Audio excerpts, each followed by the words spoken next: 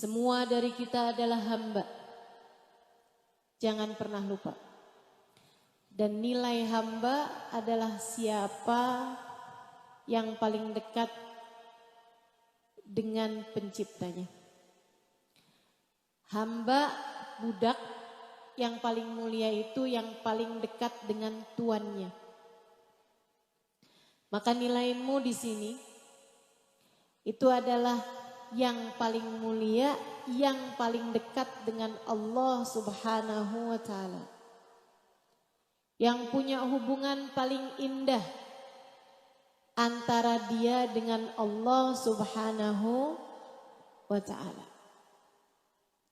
Saudariku sekalian yang saya muliakan, karenanya seorang ulama Sayyidina Muhammad Al-Baqir memberi pesan kepada putranya Sayyidina Ja'far As-Sadiq.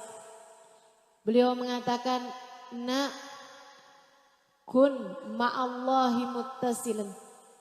Selalulah memiliki sambungan sama Allah. Kamu pengen jadi hamba yang mulia, harus sambungannya bagus sama Allah Subhanahu wa Ta'ala. Putranya bertanya, bagaimana cara diri menyambungkan dengan Allah Subhanahu wa Ta'ala? Bagaimana cara diri terus punya hubungan sama Allah?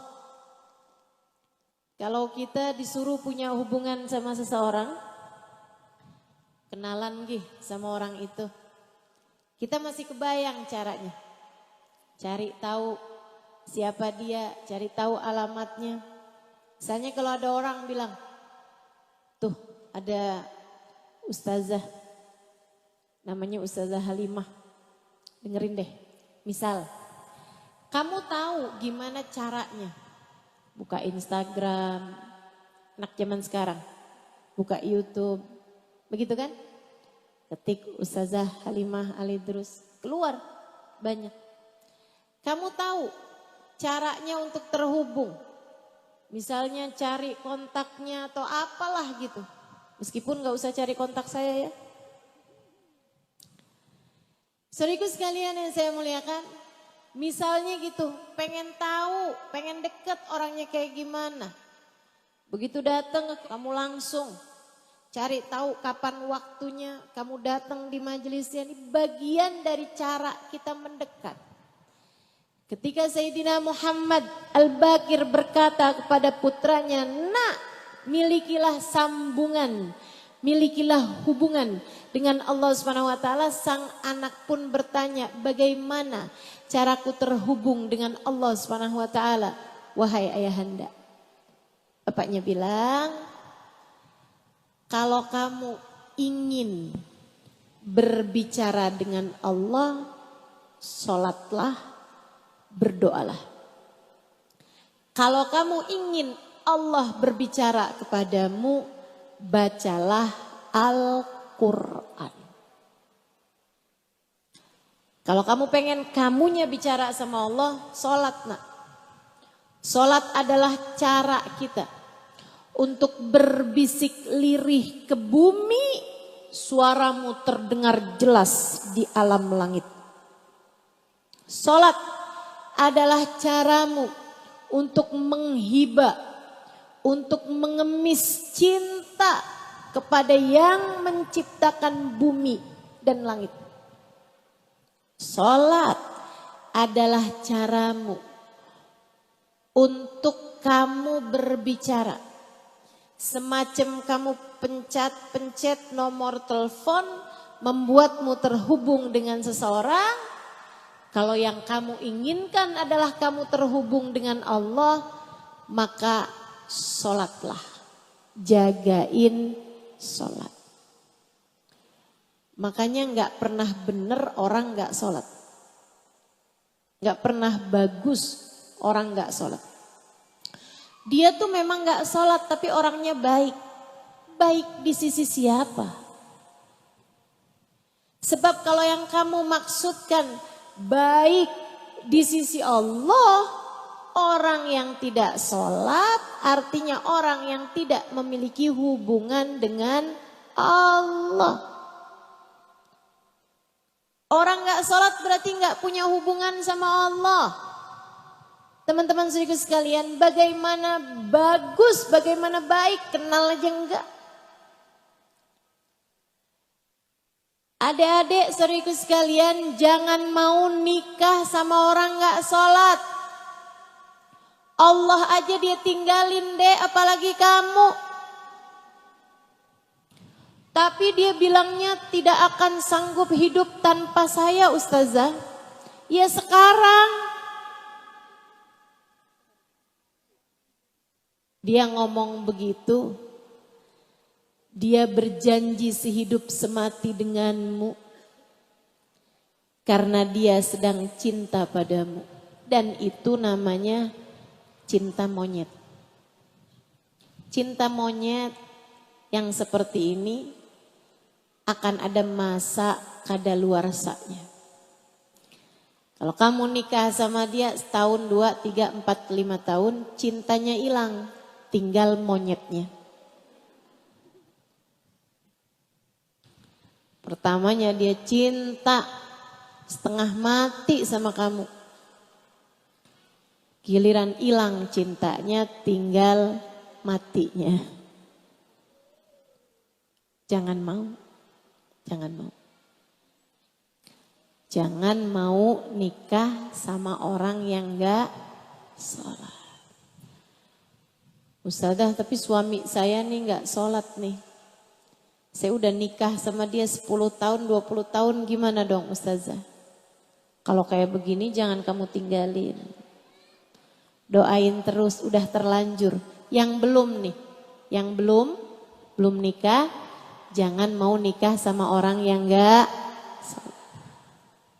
Kalau yang udah terlanjur suamimu sekarang ini gak sholat, doain yang banyak. Doain. Jangan ditinggalin. Urusan sholat adalah urusan antara dia sama Allah SWT. Teruslah menengadahkan tanganmu, meminta kepada Allah agar Allah menarik dirinya sehingga menyelamatkannya di dunia hingga akhirat nanti. Orang yang sholatnya bagus, hubungan sama Allahnya bagus. Karena memang sholat itu adalah penghadapan diri kepada Allah. Karenanya sering saya sampaikan, orang kalau lagi mau sholat bukan hanya karena dia mau sholat, akan tetapi karena dia bernilai di mata Allah, Allah izinkan dia untuk menghadap kepadanya. Sebaliknya, orang yang gak sholat bukan hanya karena dia gak mau sholat. Akan tetapi karena dia tidak lagi dianggap bernilai di mata Allah, sehingga Allah tidak memperkenankannya untuk menghadap kepada Allah. Dek, jangan tinggal sholat. Bu, jangan tinggal sholat. Itu adalah tali antaramu sama Allah. Kamu ninggal sholat artinya kamu ninggal Allah. Kamu ninggal sholat ibarat hubungan kamu sama suami. Kalau kamu hubungan sama Allah ninggal sholat artinya kamu cerai dari Allah SWT.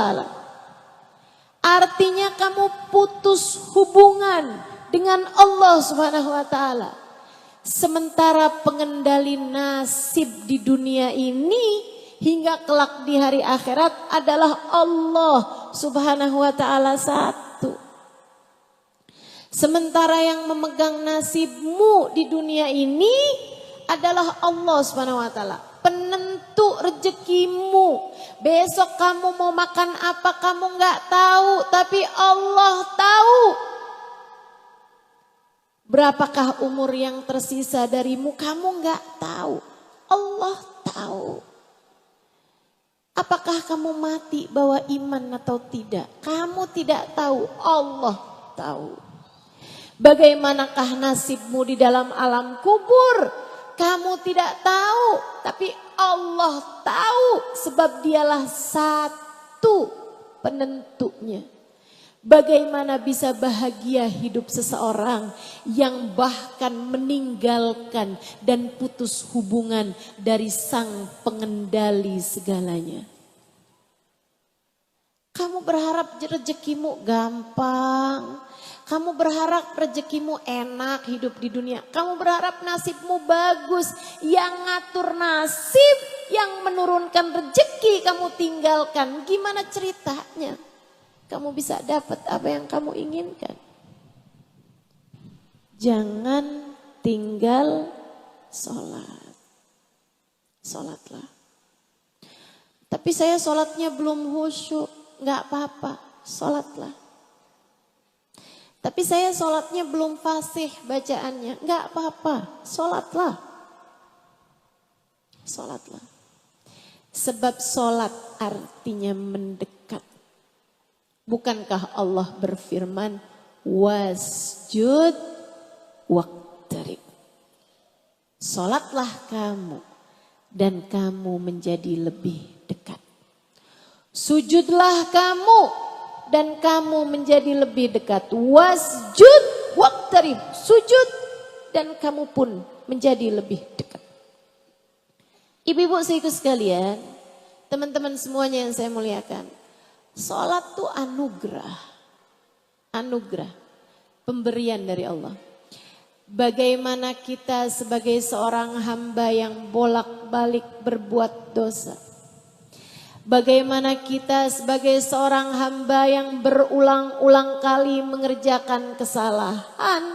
Tetap juga dia undang untuk menghadap kepadanya. Diizinkannya dirimu untuk sujud kepadanya. Diizinkannya dirimu untuk menyebut-nyebut namanya. Diizinkannya dirimu untuk berdoa, meminta kepadanya. Itu adalah sebuah karunia indah yang Allah Subhanahu wa taala berikan kepada kita. Bahkan para ulama mengatakan kenangan terindahmu di akhirat nanti dari hidupmu di dunia adalah saatmu sujud kepada Allah Subhanahu wa taala. Saatmu sujud kepada Allah. Saya ingat ada satu hari seorang perempuan datang ke rumah saya minta ditalkin syahadat. Ustazah, saya pengen masuk Islam. Saya tanya asalnya agamanya apa, dia jawab Nasrani. Kemudian saya tanya penyebab dia mau masuk Islam itu apa. Dia bilang saya ini Ustazah kerja di Jakarta, merantau di Jakarta. Dan saya kerja sendirian, tapi biar murah saya ngekos, kosnya berdua. Kosnya ngambil yang satu kamar, ada 2 tempat tidur. Jadi sharing bayar kos-kosan. Biar murah, biar saya punya banyak yang saya tabung dari uang gajian, biar saya juga bisa kirim ke tempat orang tua. Dia bilang, saya Ustazah karena memang tinggal di Jakarta mayoritas orang Islam, jadi seringkali dapat teman satu kos muslimah. Dia bilang yang terakhir ini saya dapat teman kos muslimah yang taat, tutup aurat, nggak pernah tinggal sholat. Dia bilang saya nggak terlalu dekat juga sama dia, biasa aja karena memang saya dari pagi sampai sore kerja. Kalau Sabtu Minggu saya kumpul sama teman-teman. Jadi saya juga nggak seberapa dekat sama dia. Dia juga nggak dekat sama saya karena memang ya nggak seiman juga gitu kan. Rada bingung kalau mau jalan bareng, jalannya kemana. Dia bilang satu hari datang dalam hidup saya, hati saya patah. Saya ditinggalkan sama pacar saya. Dia bilang saya patah hati, saya nangis semalaman. Dia bilang ketika malam hari saya lagi nangis, saya kemudian buka mata saya pejam mata, dia bilang saya buka mata saya liatin teman saya lagi sholat tahajud. Temennya nggak tahu nih kalau temennya yang Nasrani ini belum lagi tidur. Bahkan lagi nangis dia nggak tahu. Dia sholat aja gitu. Dia bilang saya liatin dia lagi sholat dari arah belakang. Lama kelamaan saya jadi tenang hati saya. Ngeliatin dia sholat. Saya kemudian bisa tidur. Besok-besok harinya hati saya jauh lebih tenang. Dia bilang, dari situ saya tahu gimana cara saya bisa lebih tenang. Nungguin teman saya sholat, saya liatin dia. Jadi saat hati saya sedang galau, saya buru-buru pulang. Dia bilang, kalau ada kejadian apa aja, saya buru-buru pulang, saya akan tungguin teman saya sholat. Kalau dia lagi sholat, saya liatin aja dia dari belakang. Sampai hati saya jadi tenang. Baru abis itu hati saya jadi lebih enak gitu keadaannya. Satu hari saya mikir.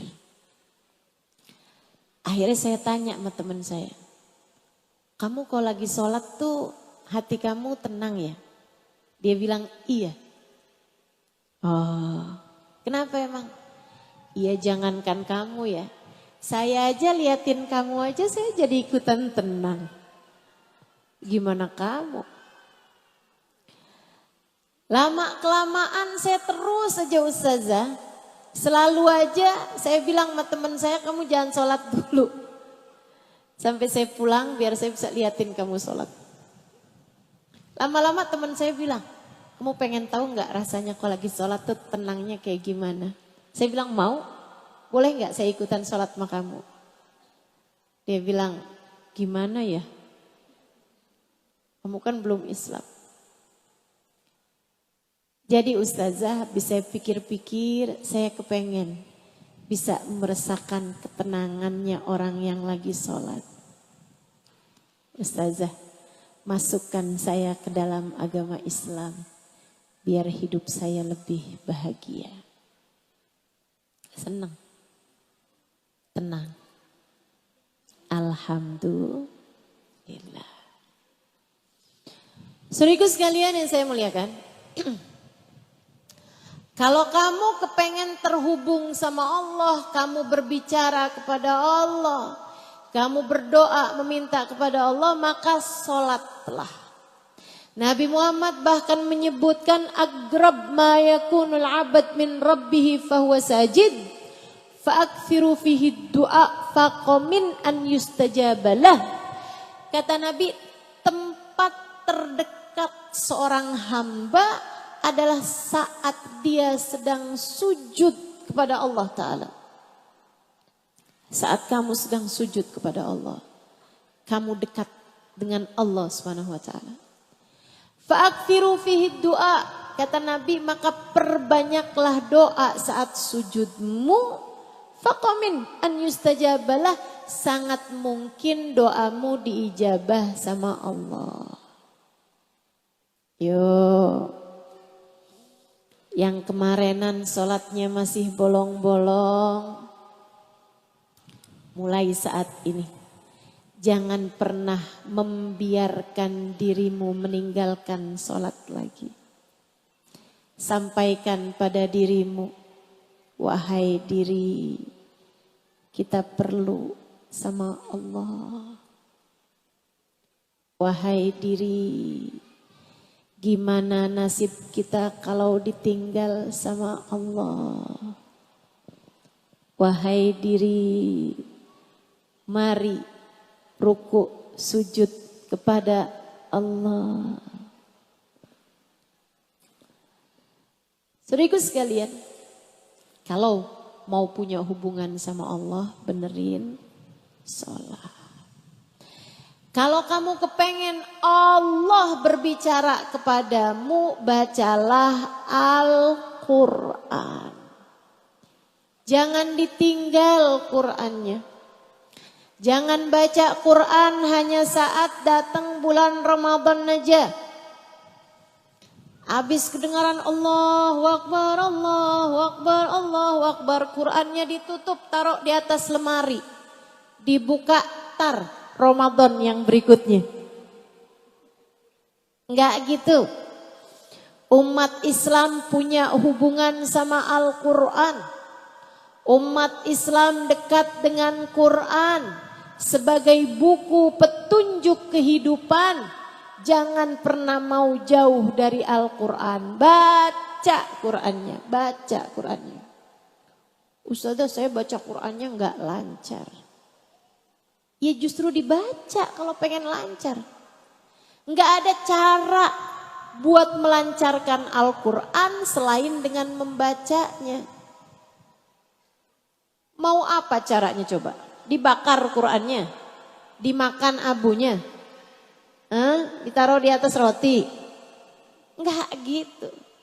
Cara buat melancarkan Al-Quran ya dibaca.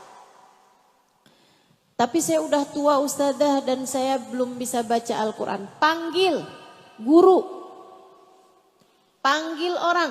Ngajarin kamu bacain Al-Quran. Pelajarin Al-Quran. Baca Qurannya. Karena Al-Quran akan datang sebagai pemberi syafaat bagi kita di akhirat nanti. Dan ketika kamu membaca dengan memahami artinya. Dengan memahami artinya, maka kamu sama saja dengan memperkenankan Allah berbicara kepadamu. Kamu jadi tahu maunya Allah Subhanahu wa ta'ala. Kata Sayyidina Muhammad Al-Bagir, saya ulangi. Kalau kamu kepengen kamu berbicara dengan Allah, salatlah. Kalau kamu kepengen Allah berbicara denganmu, bacalah Al-Quran, kamu akan mendapati firman Allah. Kamu baca untuk dirimu itu. Cuman masalahnya, kita nih kalau suruh baca Al-Quran, memahami makna-maknanya, belajarnya nggak keburu. Kebanyakan dari kita belajarnya nggak keburu. Bukan begitu? Bukan begitu? Ini kayaknya ibu-ibu nih, adik-adik juga nih. Banyak kan tahu bahasa Arab cuman 3 kata ya Bu ya. Ana, ente, fulus. Saudariku sekalian yang saya muliakan. Nah ini kan mau mempelajari Al-Quran segitu besarnya gitu. Mau nyambung sama Allah Subhanahu wa ta'ala. Mau punya hubungan yang erat dengan sang pemegang kendali kehidupan kita. Baca Quran atau sholat. Ya insya Allah sih Quran kita baca, sholat kita kerjakan. Akan tetapi sholat sebagai sebuah penghadapan diri kita kepada Allah. Sholat sebagai sebuah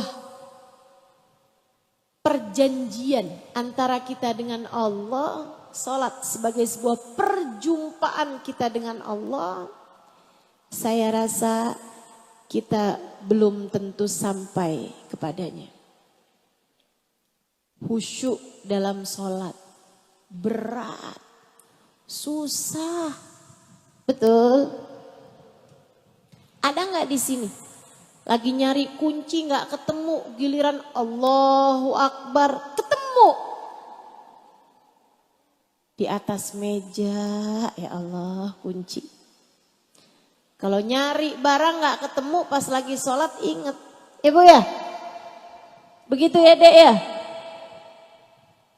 Kalau lagi sholat nih rasanya bising sekali. Rame sekali. Hati kita ngingetin segala macam hal.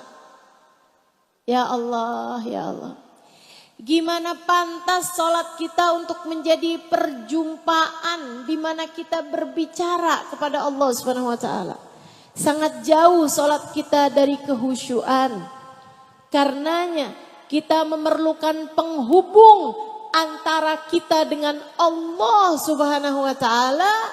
Karena itu pula lah Allah utuskan manusia agung menjadi tali penghubung antara kita dengan Allah Subhanahu wa taala, namanya Nabi besar Muhammad sallallahu alaihi wa ala alihi wa sahbihi wasallam.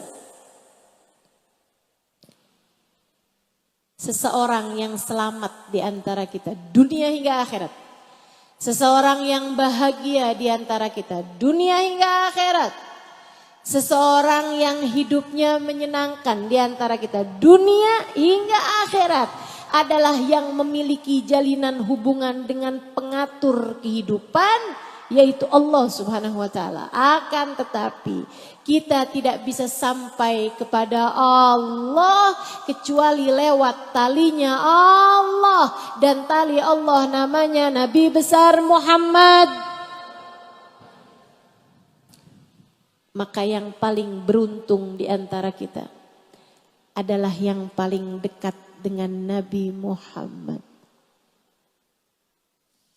Yang paling bahagia di antara kita adalah yang paling dekat dengan Nabi besar Muhammad. Yang paling selamat di antara kita adalah yang memiliki hubungan dengan baginda Nabi besar Muhammad. Saudaraku sekalian, saya ingat ada satu hari di tahun awal saya pulang dari Hadramaut, dari Tarim, tahun 2003. Saya ada diundang untuk memberikan daurah ilmiah, kajian semacam pesantren kilat gitu. Diundang sama Hubaba Bahiyah di kota Salalah, Oman, untuk menyampaikan pesantren kilat dalam bahasa Arab. Karena saya waktu di Daruz Zahra ngajar, jadi saya diminta untuk datang ke tempatnya Hubaba Bahiyah di Salalah. Beliau habis buka madras, beliau kemudian undangin perempuan-perempuan mengadakan semacam kajian rutin bersama dengan saya. Satu hari saya mengajar kepada ibu-ibu di sana, adik-adik di sana gitu ya, mengenai sholat khusyuk. Saya ceritakan kepada mereka sholatnya Sayyidina Ali Zainal Abidin, yang sholat rumahnya kebakaran gak terasa. Sholat rumahnya kebakaran gak terasa dari khusyuk sholatnya. Kayu-kayu berjatuhan di sekeliling beliau, terbakar, dan beliau nggak keluar dari sholat, dari khusyuk sholatnya sampai rumahnya kebakaran beliau nggak tahu. Sampai di saat beliau habis selesai salam baru sadar apa yang terjadi. Beliau pun kemudian keluar dari rumah tersebut. Orang-orang udah pada bilang, ya Imam kulnalak, kami udah bilang sama kamu. Kami udah bilang, ya Imam Ali, ya Sayyidina Ali, harik nar, ada api tuh, ada api. Kami udah teriak-teriak berusaha untuk mengingatkanmu, tapi engkau tetap aja tidak keluar dari sholatmu. Beliau menjawab, al-hadni an-narul kubra. Saya kalau lagi sholat gak kelihatan api yang kecil. Sebab saya sedang memikirkan api yang jauh lebih besar, yaitu api neraka Allah. Sholat rumahnya kebakaran gak terasa. Kita sholat sambil TV-nya nyala, kita tahu ceritanya. Artis cerai kita dengar. Ada berita polisi tembak polisi kita dengar. Kita lagi sholat tapi pikiran kita dengar semuanya tuh. Ini ada orang lagi sholat kebakaran depan matanya, nggak tahu teman-teman. Dari khusyuk sholatnya. Saya ceritakan kepada teman-teman saya di Oman itu tentang bagaimana kehusyuan sholatnya hamba-hamba tercinta di sisi Allah. dan dengannya mereka memiliki hubungan yang sangat intim, sangat erat, sangat dekat dengan Allah Subhanahu wa taala. Mik saya tiba-tiba direbut sama Hubabah Bahiyah. Beliau saat itu usia 94 tahun, sekitaran segitu. Dan itu teman-teman sekalian, matanya nggak pakai kacamata, telinganya nggak pakai alat bantu dengar. Semua anggota tubuhnya itu masih berfungsi dengan baik, bahkan lisannya masih bisa mengajar di usia 94 tahun. Badannya masih sangat kuat. Orang Oman cerita tahun lalu nih Ustazah Halimah, Hubabah Bahiyah berangkat pergi haji dan naik ke Gua Hiro. Ada di sini yang pernah naik ke Gua Hiro? Saya pernah. Saudara sekalian, dari bawah ke atas naiknya 2 jam, turunnya 1,5 jam. Segitu jauhnya ternyata Gua Hiro. Hubabah Bahiyah naik ke Gua Hiro tersebut dengan jalanan yang terjal seperti itu di usia beliau 93 tahun. Kuat badannya. Hubabah Bahiyah rebut mik saya, kemudian bilang, "Muskida ya Halim, muskida." Gak gitu nak, gak gitu caranya. Saya bilang, "Gimana maksud Hubabah?" Saya lagi cerita tentang sholat khusyuk. Sholat khusyuknya hamba-hamba tercinta di sisi Allah. Saya bilang, "Mari kita belajar sholat khusyuk." Hubabah Bahiyah rebut mik saya sambil bilang, "Lala ya Halim muskida, haula wa salatuhum hum."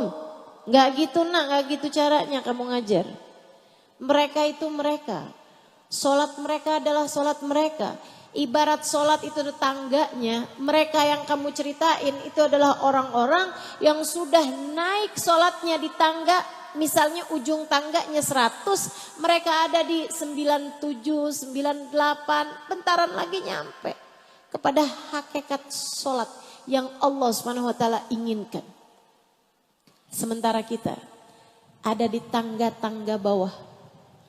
Dari tangga 2 naik tangga 3. Tangga 3 naik tangga 4, merosot lagi ke tangga 1. Kita nih. Yang kalau sholat khusyuk saat ruku, i'tidal berantakan lagi. Yang kalau sholat sambil mikir tar kondangan hari Sabtu mau pakai baju yang mana. Yang kalau sholat sambil mikir belanjaan, yang kalau sholat sambil mikir transferan. Dan seterusnya. Begitu banyak pikiran-pikiran di saat sholat. Kata Hubabah Bahiyah, khusyuknya sholat orang-orang yang kamu cerita itu kejauhan untuk bisa menjadi tangga kita menuju Allah, menuju keridhaan Allah, menuju menjadi hamba yang diridhoi oleh Allah Subhanahu wa taala. Saya pun bertanya kepada beliau, dan ini perempuan mulia yang kalau ada ulama datang dulu ke negeri Salalah semuanya akan jumpa dengan Hubabah Bahiyah untuk minta doa, minta nasihat kepada beliau. Seorang perempuan alimah, seorang perempuan yang sangat alim, seorang perempuan yang menjadi guru dari banyak perempuan-perempuan soleha. Saya beruntung, mata saya Allah izinkan memandang wajah beliau. Saya beruntung, telinga saya diizinkan Allah untuk mendengar suara beliau. Seorang perempuan solehah luar biasa. Saya tanya sama beliau, "Hubabah, kalau memang lewat jalan sholat kita tak akan pernah sampai kepada Allah. Kita sholat, tapi jangan berharap sholat kita bisa menyampaikan kita kepada Allah. Sebab kita masih berada di tangga-tangga terbawah dalam urusan kehusyuan dalam sholat." Saya tanya pada beliau, bagaimana cara kita sampai kepada Allah? Beliau tersenyum, kemudian berkata, "Ma'ana nabi ya khair nabi. Ma'ana nabi ya khair nabi. Alhamdulillah kita dikaruniai nabi seindah-indah nabi. Kita punya nabi besar Muhammad. yang ada di tangga tertinggi kedekatan dengan Allah Subhanahu wa taala. Kita punya baginda kita Nabi besar Muhammad sallallahu alaihi wasallam yang dipilih Allah Subhanahu wa taala sebagai manusia paling tercinta, manusia paling terkasih yang Allah jadikan namanya bersanding dengan nama Allah di pintu-pintu surga, namanya bersanding dengan nama Allah di tiang-tiang arsy-Nya.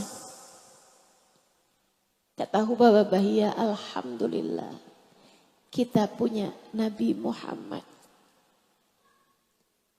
di tangga tertinggi kedekatan dengan Allah Subhanahu wa taala. Tangga tertinggi kecintaan Allah. Allah tidak pernah mencintai siapapun lebih daripada cintanya kepada Nabi besar Muhammad. Hubabah Bahiyah kembali berkata pada saya, yang kamu perlukan Halimah hanya terus-terusan memanggilnya. Panggil Nabi Muhammad. Panggil terus. Nanti lama-lama kalau kamu panggil Nabi Muhammad terus-terusan, Nabinya gak akan tega. Nabi akan turun kepadamu. Nabi akan meraih tanganmu. Dibawanya kamu naik menuju Allah. Kita nggak akan sampai kepada Allah dengan sholat kita. Kita nggak akan sampai kepada Allah dengan puasa kita. Yang baru bisa memuasakan perut farji aja, belum bisa memuasakan mata, telinga, lisan dari apa yang diharamkan Allah Subhanahu wa taala. Kita baru bisa memuasakan dari lapar dan haus saja, belum bisa berpuasa dari dosa-dosa. Kita tidak akan pernah bisa sampai kepada Allah dengan puasa kita, teman-teman. Saya tahu puasamu, puasaku gak terlalu jauh sepertinya. Jangan berharap bisa nyampe kepada Allah karena puasa. Jangan berharap bisa sampai kepada Allah dari tahajudmu, dari Qur'anmu, atau dari ibadah-ibadah yang lain. Ibadah semua kita kerjakan, jangan tinggal ibadah. Sholat kita kerjakan, jangan tinggal teman-teman sekalian. Berusaha menjadi anak yang berbakti, berusaha menjadi istri yang solehah. Kita kerjakan semua itu. Akan tetapi rasanya jauh sekali untuk bisa menjadi seorang hamba yang diridhoi Allah Subhanahu wa taala karena amal ibadah kita. Kita perlu uluran tangan dari manusia paling agung, baginda kita Nabi besar Muhammad. Kita perlu tersambung dengan Nabi Muhammad. Kamu hanya perlu memanggil-manggilnya. Begitu kata Hubabah Bahiyah kepada saya hari itu.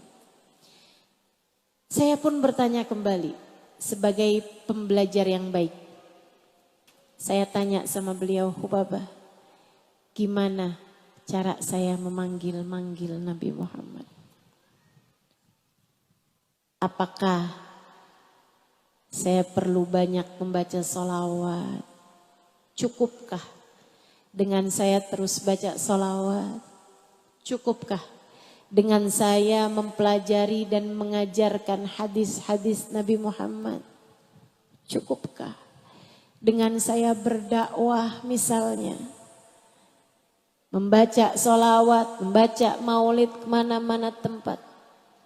Hubabah Bahiyah berkata, caramu memanggil Nabi adalah dengan mencintainya.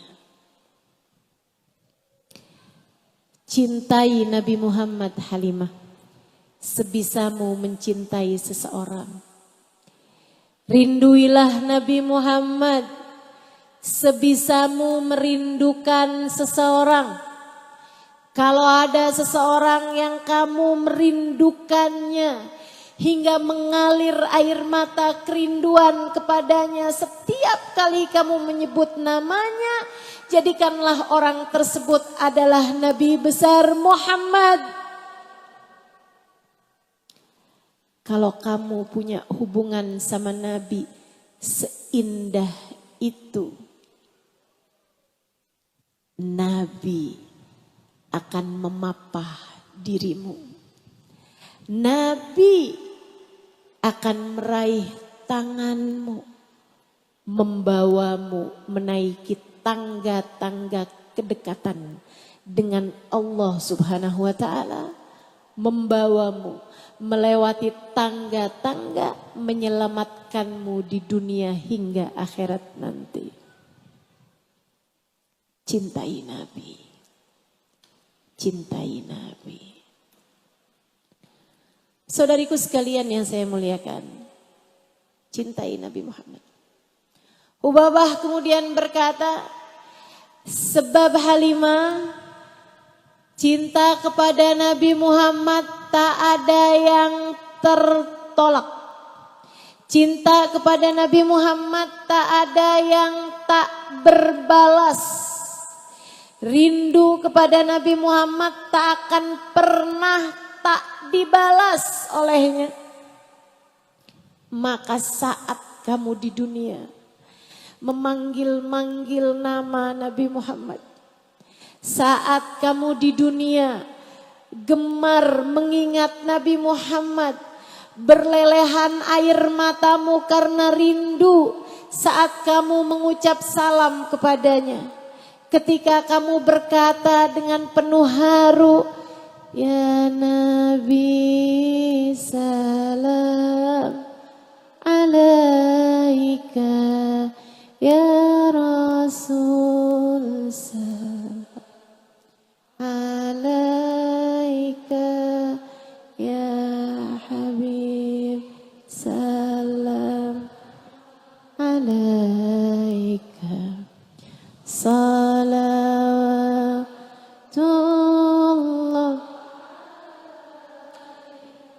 Itu artinya kamu sedang membeli tiket kebersamaan dengannya kelak di akhirat nanti. Bu, Kak, Dek, Nak, bayangkan andai kamu cinta sama seseorang yang sangat besar, sangat mulia. Kamu jatuh cinta misalnya kepada seorang bintang film, anak raja, anak presiden misalnya. Atau seorang yang sangat terpandang misalnya. Menurutmu, apakah kiranya cintamu akan dibalas? Menurutmu, apakah kiranya cintamu akan dibalas? Sulit saya rasa. Kalau ada orang nih di sini nih, cantik orangnya, cantik, pinter masak, pinter pijet, naksir sama anak raja Uni Emirat Arab.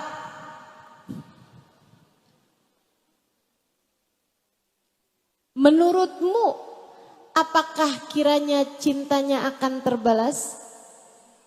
Enggak, tentu saja. Dek, kita sholat kita berantakan, puasa kita masih belum benar, hati kita apalagi masih gampang ngerasa sebel sama orang, masih gampang marah-marah gak jelas. Teman-teman serius sekalian, kita jatuh cinta kepada Nabi Muhammad, manusia paling agung yang Allah jadikan kunci surga di tangannya. Kunci surga di tangannya. Miftahul jannah biyadi wala fakhr. Kata Nabi Muhammad, kunci surga ada di tanganku. Dan aku tak bangga atas hal tersebut. Adam wa man dunahu tahta liwa'i yaumal qiyamah. Nabi Adam dan nabi-nabi yang sesudahnya hanya akan berada di belakang benderaku di hari akhirat nanti. Segitunya teman-teman saudaraku sekalian, cintamu padanya tak akan tertolak. Cintamu pada Nabi Muhammad tak akan tertolak. Alhamdulillah. Saya sih kalau ingat ini gede hati saya. Saya kalau ingat bahwa cinta saya kepada Nabi tak akan tertolak. Besar hati saya. Besar hati saya. Saya bilang gak apa-apa deh. Hidup di dunia andai gak dicintai siapapun gak apa-apa deh. Yang penting saya cinta Nabi Muhammad. Nabi Muhammad cinta kepada saya. Andai saya hidup di dunia tidak dikenal siapapun, tapi saya kenal kepada Nabi Muhammad. Saya merasa dekat kepada Nabi Muhammad. Saya merasa cinta kepada Nabi Muhammad. Enggak apa-apa. Andai saya hidup di dunia tidak dikenal siapapun. Kenapa? Sebab saya tahu cinta saya kepada Nabi Muhammad tak akan pernah ditolak.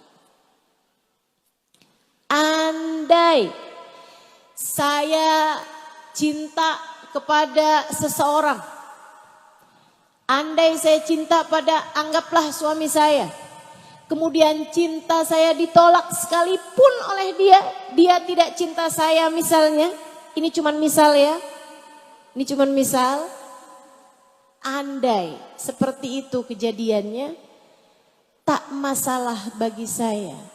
Sebab saya punya seseorang yang saya tahu dia mencintai saya. Sementara dia akan melakukan apapun untuk saya. Nabi besar Muhammad sallallahu alaihi wasallam. Dek, kalau kamu lihat teman-temanmu pada mulai punya pacar, kalau kamu dengar teman-temanmu mulai membangga-banggakan WhatsApp dari pacarnya, yang bangun pagi langsung nanya, apa kabar sayang?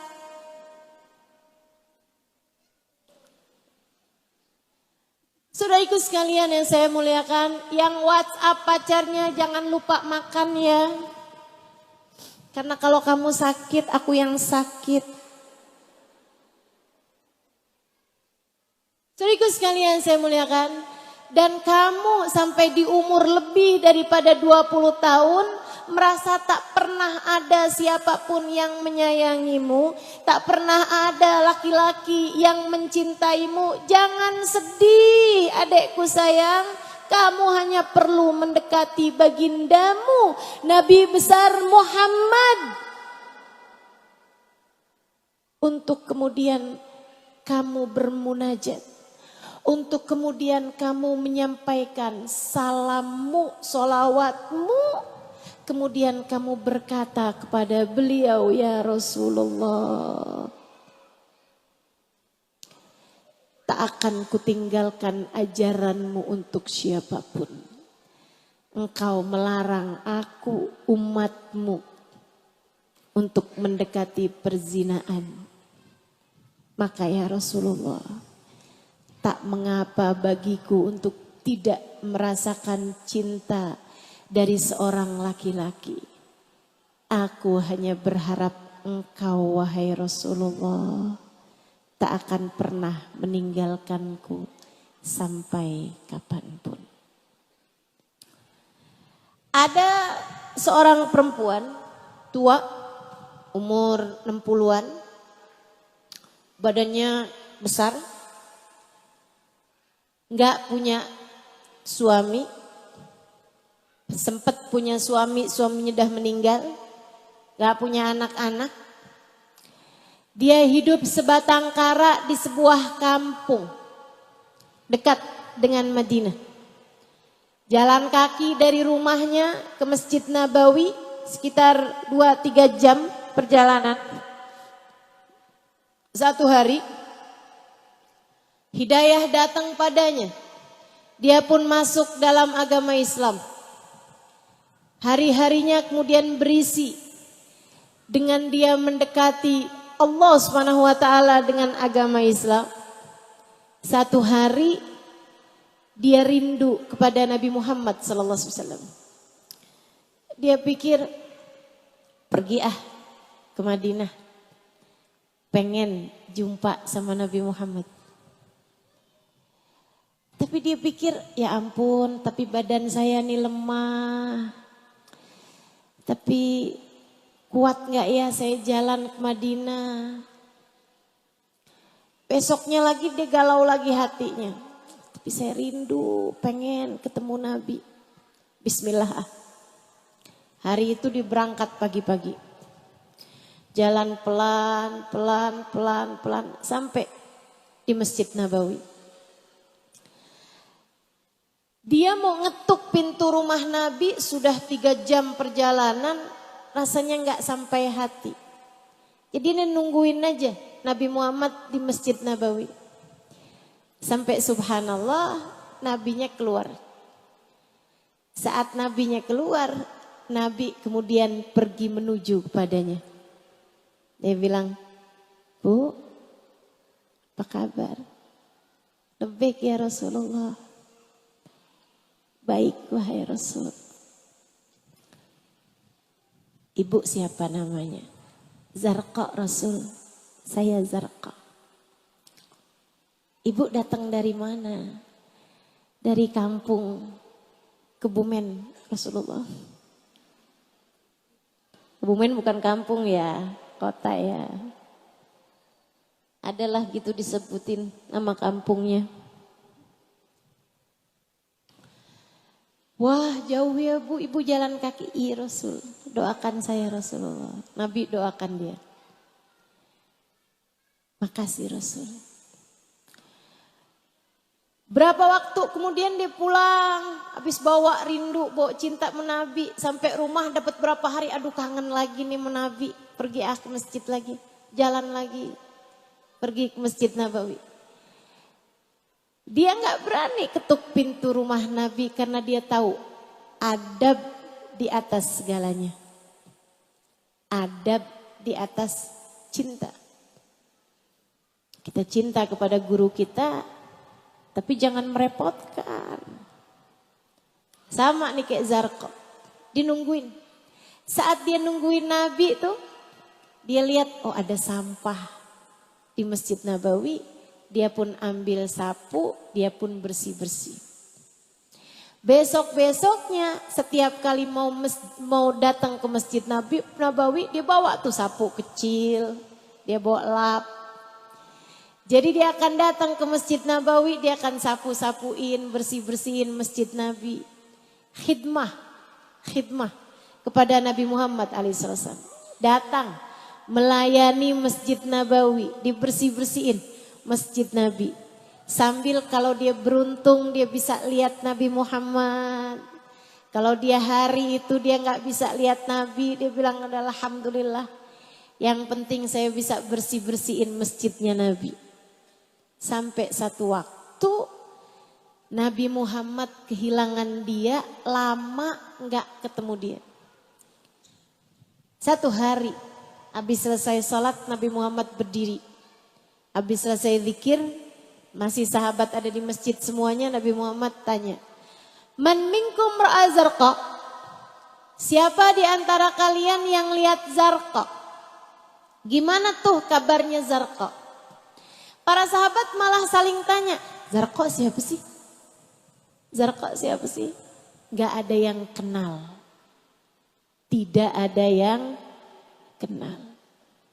Tapi Nabi Muhammad kenal. Kalau kamu merasa kok keluarga saya nggak terlalu peduli sama saya ya, kok saya nggak ada yang ngurusin ya, kok tetangga ada bikin hajatan saya nggak diundang ya, Kok teman-teman bikin acara saya nggak diundang ya? Bu, belajarlah dari Zarqa. Gak ada sahabat yang kenal. Sampai mereka angkat tangan, man Zarqa ya Rasulullah. Siapa itu Zarqa wahai Rasul? Itu loh yang suka datang bersih-bersih masjid. Oh itu namanya Zarqa.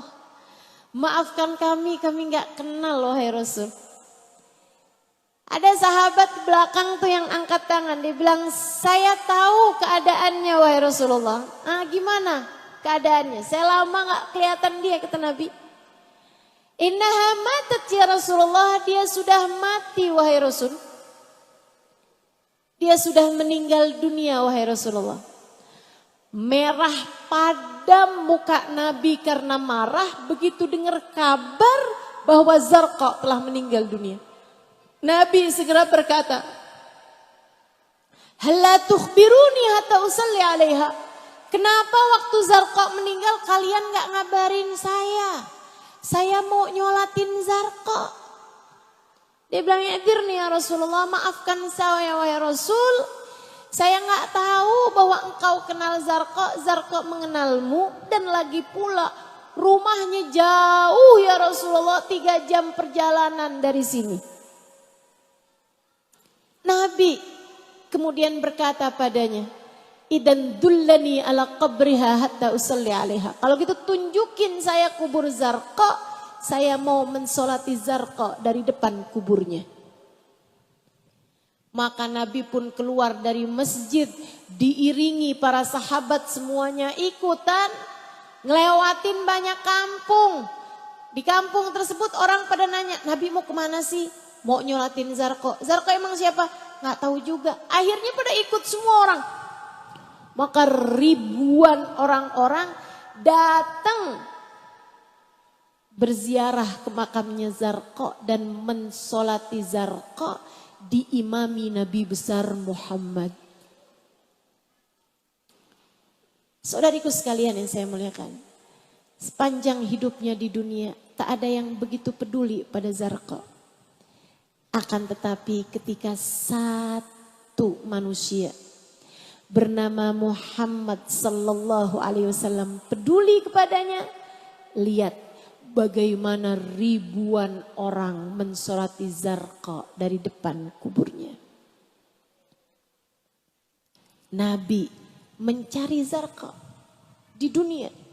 Sebagaimana kelak di akhirat Nabi pun akan mencari Zarqa di antara umatnya. Kamu, apabila sepanjang hidupmu berusaha mendekati Nabi Muhammad, mencintai Nabi Muhammad, memiliki hubungan yang erat dengan Nabi Muhammad, merindui Nabi Muhammad, mendekat kepada Nabi Muhammad dengan berusaha menjadi umat yang baik bagi Nabi Muhammad, andai di dunia tak ada yang menghargaimu, andai di dunia tak ada yang mengenalmu, andai di dunia tak ada yang cukup peduli padamu, nabimu akan peduli padamu setidaknya di akhirat nanti. Dan bahkan dari sejak di atas muka bumi ini. Teman-teman saudaraku sekalian, kebayang bagaimana saatnya di akhirat. Saat berkumpul manusia dari zaman Nabi Adam hingga zaman yang terakhir. Saat hari penimbangan amal. Saat hari di mana amalmu dimintai pertanggungjawaban. Saat hari kamu harus mempertanggungjawabkan amal perbuatanmu. Dari sejak kamu balik sampai kamu mati. Kiranya saat itu, kalau hatimu galau, kalau hatimu takut, kalau hatimu gelisah, siapa yang bisa menenangkanmu? Dan bayangkan, andai saat-saat ketakutan seperti itu, Nabi Muhammad mencarimu, Nabi Muhammad memberikan syafaat padamu, Nabi Muhammad mengenalmu, bukankah itu adalah tiket keselamatanmu datang ke negeri akhirat? Saudariku sekalian yang saya muliakan, siapa yang kamu harap dapat membelamu di hari di mana Allah telah menceritakan yauma yafirrul mar'u min akhihi wa ummihi wa abihi wa sahibatihi wa banihi likulli imri'in minhum yauma idin sya'nun yughni. Hari itu seorang suami lari dari istrinya, seorang ibu lari dari anak-anaknya, anak-anak lari dari ibunya, seorang saudara lari dari saudaranya, sebab semua orang sibuk dengan urusan mereka masing-masing. Jika pada saat yang seperti itu yang diserahi kunci surga mencarimu, berkenan mengenalmu, memanggil namamu, bukankah tiket keselamatan telah ada padamu? Jangan mau jauh dari Nabi Muhammad, kamu yang rugi. Jangan mau nggak kenal sama Nabi Muhammad, kamu yang sakit, kamu yang sulit. Sebab Allah telah menjadikan keselamatan kita umatnya, Nabi Muhammad, Allah karuniakan syafaat padanya. Saudaraku sekalian yang saya muliakan, ma'ana Nabi ya khair Nabi. Kita punya Nabi seindah-indah Nabi. Jangan mau meninggalkannya. Ustazah, saya kok gak cinta ya sama Nabi? Biasa aja gitu. Biasa aja. Saya gak ngerti loh rasanya. Kangen sama Nabi gitu. Gak tahu saya rasanya. Ya Nabi Muhammad. Saya sholawatan iya. Saya hadir maulid, baca salam iya. Tapi menangis rindu sama Nabi Muhammad gitu. Kan saya gak pernah ketemu sama Nabi. Adik-adik, ibu-ibu, gak harus ketemu buat cinta. Tapi kalau kamu kepengen ketemu, harus ada cinta. Buat cinta tuh gak harus ketemu, dek. Tuh kamu nonton drama Korea bisa sampai jatuh cinta sama pemainnya. Tuh ibu-ibu nonton sinetron bisa sampai demen sama pemainnya. Bisa sampai seneng banget sama pemainnya. Betul begitu? Saudariku sekalian, emang kamu pernah ketemu sama yang di drama Korea itu? Enggak pernah. Memangnya kamu pernah ketemu sama yang ada di sinetron-sinetron itu? Enggak pernah. Tapi kamu ngerasa kamu dekat. Banyak di antaramu ini yang kalau nonton drama Korea sampai nangis-nangis. Ibu-ibu banyak nih kalau nonton sinetron sampai berurai air mata. Ya Allah, kesiannya. Teman-teman saudaraku sekalian, maka demikian pula sebagaimana kamu gak harus ketemu buat cinta, kepada Nabi Muhammad pun seperti itu. Jadi gimana nih, kalau kita kan bisa cinta karena kita nonton Ustazah. Ya kalau begitu, dengarkanlah banyak-banyak kisah tentang Nabi Muhammad. Tapi cari kisah Nabi yang disampaikan oleh orang yang punya rasa cinta kepada Nabi. Karena cinta itu ditularkan, bukan disampaikan. Gak bisa. Cinta itu rasa. Rasa tuh bukan dengan disampaikan. Kamu mau tahu nih, rasanya pisang. Manis. Kayak apa manisnya? Gak bisa disampaikan teman-teman. Oh kalau gitu kayak gula pasir. Emang iya? Sama gak? Rasanya pisang sama gula? Beda. Oh kalau gitu sama duren. Sama gak pisang sama duren? Gak sama, beda. Lah terus gimana caranya biar kita tahu rasanya pisang. Kamu harus deket sama orang yang punya pisang. Untuk kemudian orang tersebut membagi pisangnya kepadamu, kamu pun membukanya, kamu memakannya, kamu tahu rasanya pisang.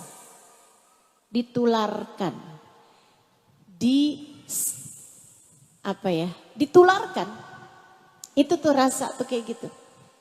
Maka kalau kamu kepengen deket sama Nabi Muhammad, cinta sama Nabi Muhammad, punya hubungan sama Nabi Muhammad, kamu harus mendekat kepada orang-orang yang sudah punya rasa cinta kepada Nabi Muhammad. Siapa mereka? Para ulama-ulama Allah. Maka jangan pernah mau jauh-jauh dari majelis taklim. Cari majelis di kotamu. Cari majelis yang kamu kalau hadir nambahin cinta kepada Nabi Muhammad. Cari majelis yang orang menyampaikannya mengingatkanmu kepada Allah, mengingatkanmu kepada Nabi Muhammad. Hadiri majelisnya. Hadiri majelisnya. Duduk bersama mereka. Baca sholawat sama mereka. Ucap salam barengan sama mereka. Lama-lama kamu akan jadi tambah kenal dan dikenal sama Nabi Muhammad sallallahu alaihi wa ala alihi wa sahbihi wasallam. Insya Allah. Saya nggak mau ngasih contoh yang jauh-jauh. Saya mau ngasih contoh umi saya. Umi saya beberapa bulan yang lalu meninggal dunia. Beliau sekitar 1-2 tahun sebelum meninggal dunia, sering sekali berkata kepada kami anak-anaknya, Umi ini udah kangen sama Nabi Muhammad. Umi udah kangen sama Nabi Muhammad. Kami anak-anaknya selalu aja bilang gitu, Mi, kalau kangen ya sholawatan Mi. Siapa tahu nanti lama-lama Umi mimpi Nabi. Umi saya cuma senyum aja gitu. Kayaknya tuh yang kalau cuman mimpi di dunia, habis mimpinya udahan, berpisah. Tapi kayaknya maksud Umi saya tuh Umi kangen sama Nabi Muhammad tuh pengen ketemu dan barengan gitu. Pengen ketemu dan bisa terus bersama gitu. Dan tentu saja hal itu Allah berikan kepada hamba-hamba para pecinta Nabi Muhammad ketika mereka telah meninggal dunia. Umi saya bukan ustazah. Akan tetapi hobinya baca maulid. Baca maulid Simtud Durar tuh umi saya hampir tiap hari. Kayak hafal gitu. Dari senangnya beliau baca maulid yang kita baca barusan itu. Dan itu beliau terus pupuk cinta sama Nabi Muhammad alaihi salam. Senangnya beliau dari sejak zaman dulu. Saya belum ada di YouTube, saya belum ada di Instagram. Itu kalau saya tanyain, Mi mau oleh-oleh apa dari Jakarta? Umi saya bilang, tolong dong nak kasih rekaman ceramah kamu. Jadi ini Umi saya nih, fans berat saya. Mintanya dikirimin rekaman ceramah anaknya. Terutama yang saat-saat saya menyampaikan tentang Nabi besar Muhammad sallallahu alaihi wasallam. Umi saya tuh udah yang paling banjir air mata. Sampai ketika udah mulai ada di YouTube, ada di Instagram gitu. Itu kalau saya sedang live streaming, Umi saya salah satu dari pendengar setia. Selalu aja dengerin gitu. Makanya saya kalau di majelis-majelis maulid itu kan saya suka baca Natawasal bil Hubabah. Itu adalah qasidah kesukaan umi saya. Makanya saya bawa terus tuh. Karena beliau selalu aja minta kalau di majelis maulid, ayo nok bacain tawasul dulu gitu. Beliau cinta sama orang-orang soleh. Terutamanya baginda Nabi besar Muhammad sallallahu alaihi wasallam. Beliau saat meninggal dunia sempat di rumah sakit beberapa jam. Sakit, ngedrop, dibawa. Sebelumnya nggak ada sakit apa-apa. 5 hari sebelumnya saya ada di sana, kita hadir majelis maulid bersama-sama. Umi saya masih yang baca doa maulidnya. Dan sehari sebelumnya umi saya masih sholat di masjid gitu. Nggak ada apa-apa, nggak sakit apa-apa. Pagi hari itu saya sedang hadir majelis maulid. Ketika dikabari umi saya masuk rumah sakit. Kemudian dan di rumah sakit itu pun umi saya tuh masih sempet yang ayo pulang yuk gitu. Mau ngapain Mi? Umi mau sholat duha kata umi saya. Enggak Mi, masih jauh. Umi kan tadi udah sholat duha. Kalau gitu Mi mau sholat duhur. Belum duhur Mi, masih baru juga jam 9. Habis itu Umi bilang kalau gitu Mi mau wudhu aja. Umi saya wudhu, habis selesai wudhu kondisinya semakin drop. Beliau taruh di atas tempat tidur.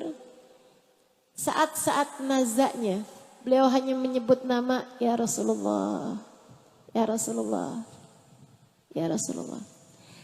Tak terlihat tanda-tanda kesakitan. Tak terlihat tanda-tanda sedang sakarat yang berat.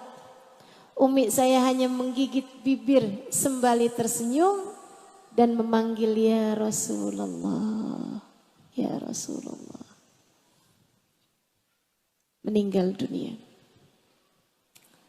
Saudaraku sekalian yang saya muliakan, dapat beberapa hari sesudah meninggal tuh abah saya ada jumpa sama dokter.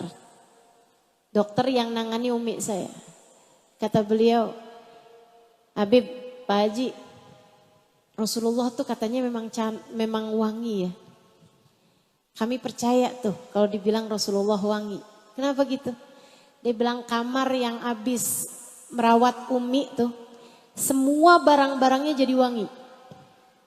Termasuk kaos tangannya dokter, termasuk spraynya, termasuk semua yang ada di tempat situ jadi wangi semuanya hari itu. Sesudah umi saya saat-saat nazak memanggil-manggil Nabi Muhammad yang barangkali wallahu a'lam Rasulullah hadir ketika dipanggil oleh seorang pecintanya. Tapi dari umi saya juga belajar bahwa cinta kepada Nabi memang tak ada yang tertolak. Yuk, umi saya perempuan sederhana. Tak banyak hafal hadis seperti anaknya ini. Tidak banyak mengerti tafsir Al-Quran seperti anaknya ini. Enggak. Umi saya enggak banyak ngerti. Enggak belajar di pondok pesantren. Saya iya. Saya 12 tahun belajar di pondok pesantren.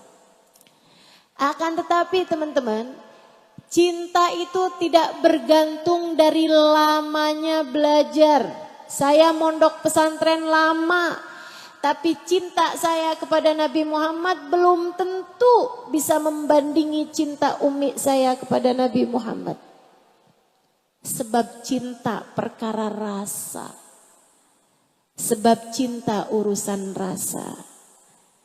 Dan ketika datang ajal menjemputmu, sementara hatimu sudah penuh cinta kepada Nabi besar Muhammad sallallahu alaihi wasallam, tiket keselamatan sepertinya sudah berhasil kamu dapatkan.